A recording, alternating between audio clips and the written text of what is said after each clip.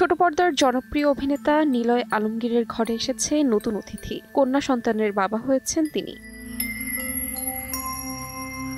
নবজাতককে কোলে তুলে একটি ছবি সামাজিক যোগাযোগ মাধ্যমে শেয়ার করে আনন্দঘন খবরটি জানান নিলয়। প্রথমবার বাবা হওয়ার অনুভূতি প্রকাশ করে লিখেছেন, আলহামদুলিল্লাহ, কন্যা সন্তানের বাবা হলাম। নাম রুশদা মাইমানা। সবাই আমাদের জন্য দোয়া করবেন।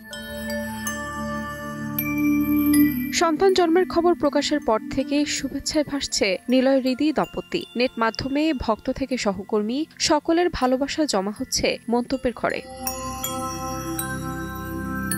নিলয় হৃদির দম্পতির প্রথম সন্তান রুশদা। সন্তানকে ঘিরে এবার শুরু হলো তাদের নতুন অধ্যায়।